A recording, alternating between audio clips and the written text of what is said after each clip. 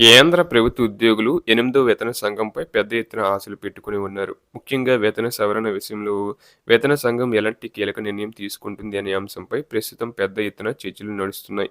ఇప్పటికే 8వ వేతన సంఘం అధికారులు దేశవ్యాప్తంగా పర్యటనలు ప్రారంభించారు. ఇందులో భాగంగా పలు రాష్ట్రాల రాజధానుల్లో పర్యటనలు కొనసాగుతున్నాయి.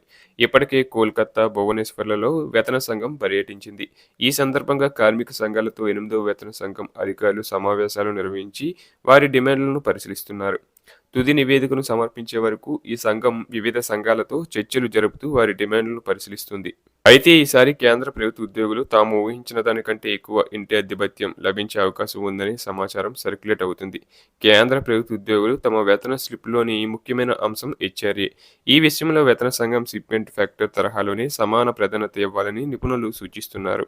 అయితే షిప్మెంట్ ఫ్యాక్టర్ విషయంలో గతంలో కంటే ఈసారి ఎక్కువగా సిఫార్సు చేయాలని ఉద్యోగులు, పెన్షనర్లు డిమాండ్ చేయడం గమనార్హం.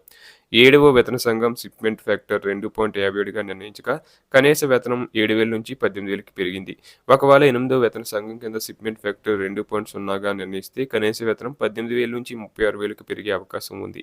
అయితే ప్రస్తుతం ఉద్యోగ సంఘాలు మాత్రం షిప్మెంట్ విషయంలో కనీసం 3.80గా ఉండాలని పట్టుబడుతున్నారు. ప్రస్తుతం కేంద్ర ప్రభుత్వ ఉద్యోగ సంఘాలు వేతన సంఘంతో జరుగుతున్న చర్చల్లో బేసిక్ వేతనం పెంపుపైన ఎక్కువగా పట్టుబడుతున్నాయి. సాధారణంగా హౌస్ రెంట్ అలవెన్స్‌ని బేసిక్ వేతనంలో లెక్కిస్తారు.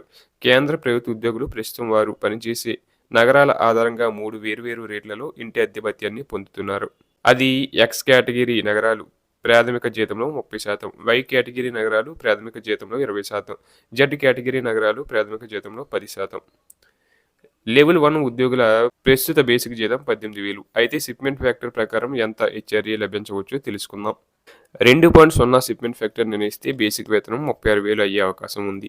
అప్పుడు ఎక్స్ కేటగిరీ నగరంలో హెచ్ఆర్ఏ 10,800కి చేరుకుంటుంది. అలాగే 2.28 షిప్మెంట్ ఫ్యాక్టర్ నిర్ణయిస్తే బేసిక్ పే 41,000కు పెరుగుతుంది. తర్వాత ఎక్స్ కేటగిరీ నగరంలో హెచ్ఆర్ఏ 12,310 చేరుకుంటుంది.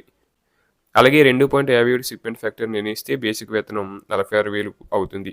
అప్పుడు ఎక్స్ కేటగిరీ నగరంలో హెచ్ఆర్ఏ 13,850కి చేరుకుంటుంది. ఈ విధంగా అయితే హెచ్ఆర్ఏ స్లాబులు షిప్మెంట్ ఫ్యాక్టర్‌ని బట్టి పెరుగుతుంటాయి.